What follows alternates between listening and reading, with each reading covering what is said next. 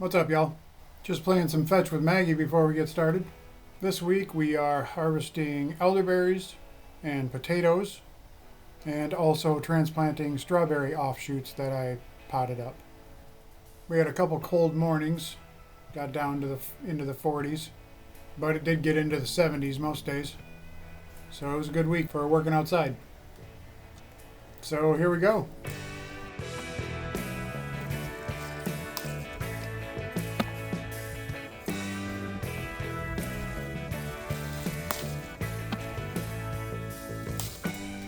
These elderberry bushes are 3 years old now. This is the first year that they've produced enough berries to actually harvest.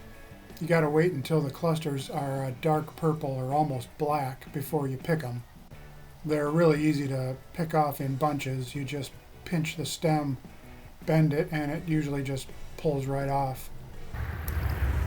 Of the 15 bushes that we have, 3 of them had 3 or less clusters on them.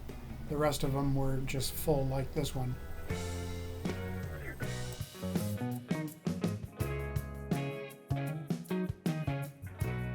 All right, got the elderberries here. We have a good one here.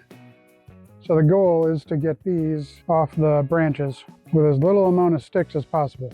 And we're gonna put them in water here to rinse them off and to separate the unripe ones from the ripe ones.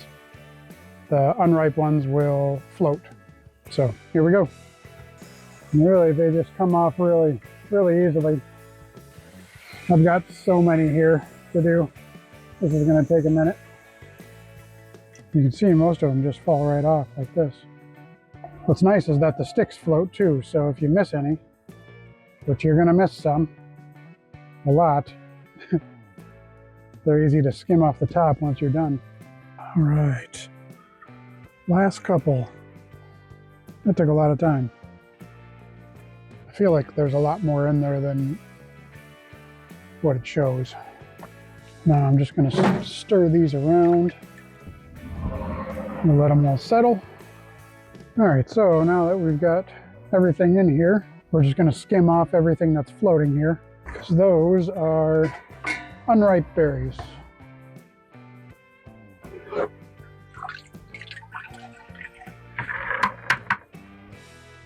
There's still a bunch of stems down in here that I need to pick out. This is very finicky work. This is going to take a while, and that's okay. All right, I'll get these out of here and put them in a strainer and let them strain for an hour or so. And then I put them into bags and freeze them until we're ready to make the syrup. What's up, y'all? We're digging up some potatoes today. Doesn't look like there's potatoes in here, but there are. We had to move all these cosmos out of the way so we can get to this bed. And now we're just going to do some weeding to make it easier to get them all out. So we had peas growing on this edge to climb up the fence in spring, and there's the rest of them. But we got quite a few peas. So that was nice. All right, we got a dilemma here. So do you say wheelbarrow or wheelbarrow? Because I was brought up to say wheelbarrow. And then I would say wheelbarrow. So which is it, folks? Otherwise, are you borrowing the wheel from someone? All right, let's dig up some potatoes. We're going to say sorry to this Cosmo. All right, potatoes. Potatoes. So we'll see if, Excuse me. see what we got under here. Hopefully we get more than some. Starting off small. We've already, oh, that one was eaten. I noticed there was a mouse in this. That's eaten. Good, good. Hopefully the mouse hasn't eaten all of our, yes, yes.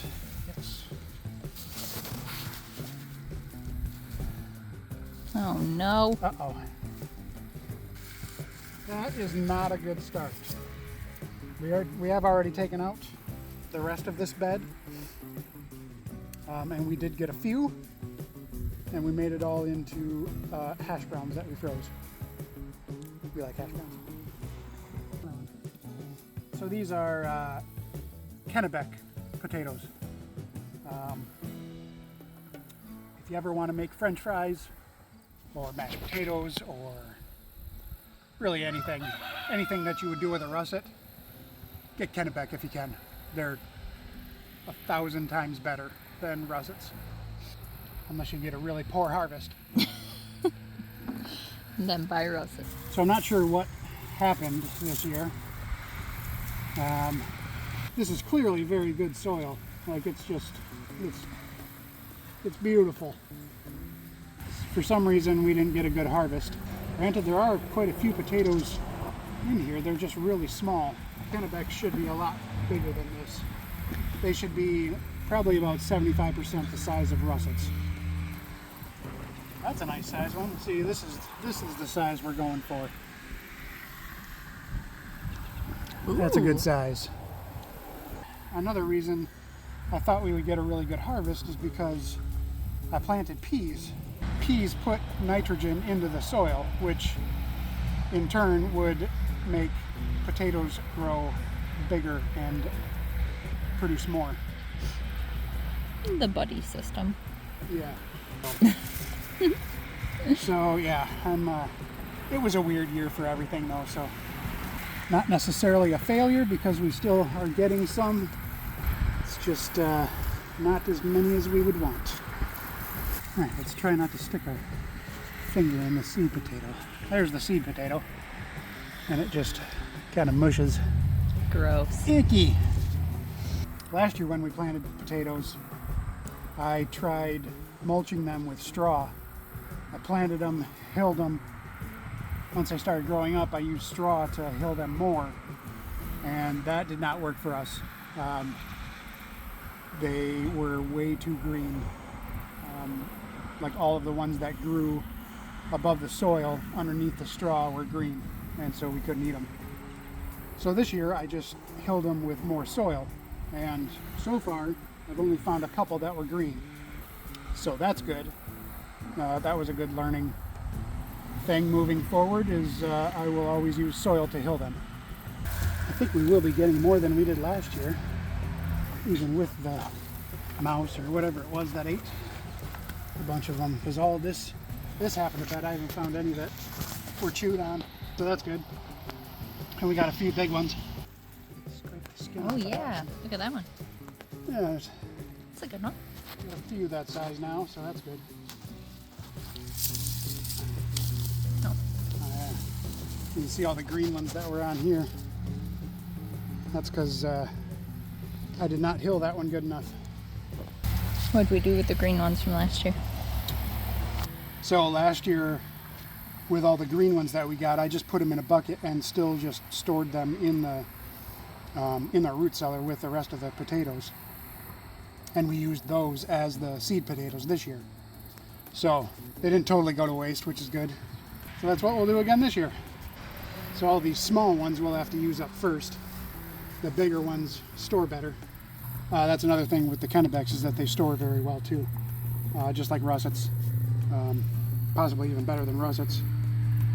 We used the rest of them up in February, maybe, however you say February. In the second month of the year, we used them up. So I didn't get a chance to see how long they actually store, and I'm sure this year we will use them all up much before the second month of the year. What did we do in these beds last year? Last year in these beds we did tomatoes, and those did really well. This is our second year of compost in this bed. We filled these with compost at the beginning of last year, and then we topped them off at the end of last year, and then just planted right into them this year. And there's, like, you go down 6 inches and it's pretty compacted. That's all clay under there. So But little by little, the worms and the microbes and the stuff will turn it up and turn it all into really good soil. Turn it up. Turn it up. All right, I think that is our potato harvest. So this is what we got this year. There's a couple of them that have a little bit of green on them that I'll still be able to just cut that bit off and use, but that's just my personal opinion. Be as safe as you want. If you don't want to eat any of the potato that has a little bit of green on it, don't. But I'm okay with just cutting off a little bit and using the rest. This is our harvest. It's a fair amount. It's not nearly what we got last year, and not nearly enough to get us through the winter, but it'll get us part way. And that's better than nothing. So thanks for joining us on this potato harvesting. So then we put all of the potatoes that we gathered up here to dry for a couple weeks, and then we'll put them in baskets and store them. So I've got this bed of strawberries here that have created many offspring that I've potted up. You can see in these pots. I'm going to spread them around through this bed, but I got to get these snapdragons, and I've got a chamomile in here that I got to get out. I'm just going to transplant them into pots for now. So here we go. First, I'm going to quickly weed this area. Quickly, yeah. Hopefully quickly.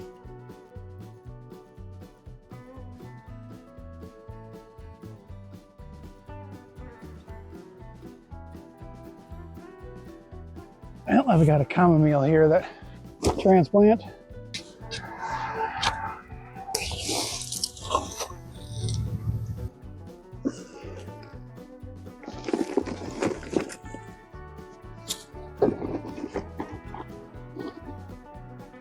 And it's leaning.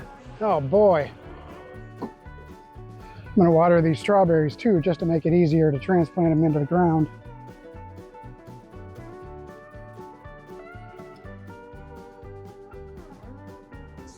I'm not sure that I actually want to transplant these. I don't believe I'm going to be able to save these, but I will try. I don't want to take the soil that's in here out. So yeah, how do we want to do this? Should we just bare root them? If it's going to be that kind of party, I'll just pull them right out. Half these look like they've been munched on.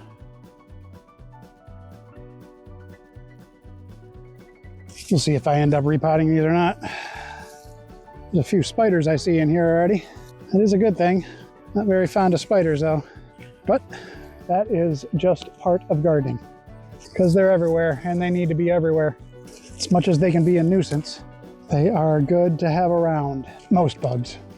Mosquitoes I'm not sure of. I don't see what purpose they serve. Maybe just to feed other things. There are so many suckers here. All right, I got all of these out. We'll see if I do something with those later. So strawberries procreate by sending out these tendrils, and along these tendrils are little nodes, leaves that pop up, and you can see here these are little roots that are coming out. So these tendrils will crawl across the ground, and this will plant itself, and roots will form, and then that will become its own plant. And then that will grow next year and produce strawberries off of that. So what I've done is I've planted a bunch of those nodes into these little pots. So then I can plant this wherever I want. If I take this out, you can see a bunch of nice roots in there. So now I can just cut this off because it has roots of its own now. I can cut this off so that it's no longer feeding off the mother, and I can plant this wherever I want. And so let me just cut these all off, get these placed where I want them, and then we can go ahead and plant them. Now we got it back to the original 2 plants, and you can see just how many I have. I've got 21 plants out of just 2 that I planted this spring. So now I'm going to plant some of them in this bed, and then I got to find another place to put the rest of them. So we're gonna plant these a foot apart. Get some of this stuff out so I can see what I'm doing. Some plastic. You know, can I just say, it is so sad that there is just so much plastic in the ground nowadays. Like, even if you get organic soil, there's going to be plastic in it. There's just no getting away from it. From just trash being blown around. There's nothing you can do about it nowadays.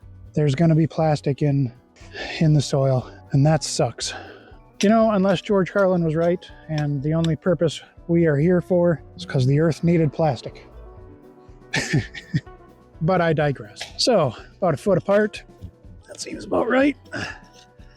Just gonna dig a hole. Yeah, this stuff. This was the last bed I filled, and we were running out, so I had to mix it with some regular dirt.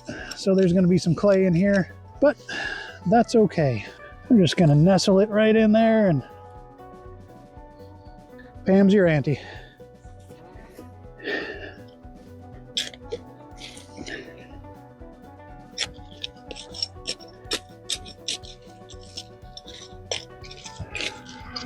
Take my staple out. That was getting a little root bound. That's okay.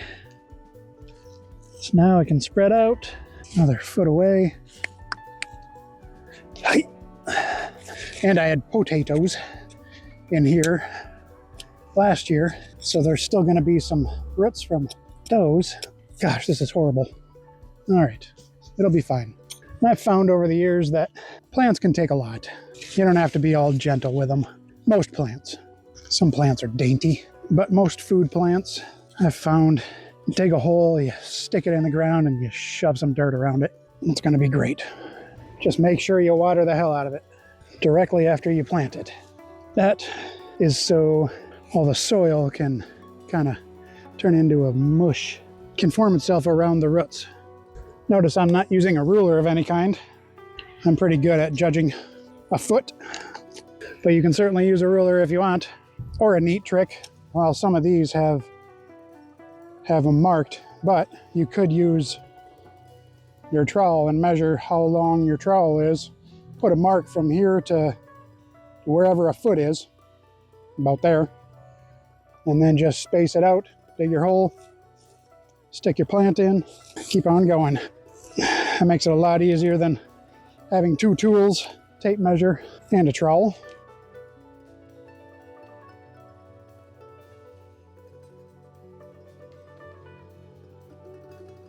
All right, done with this bed. Now we'll water it in.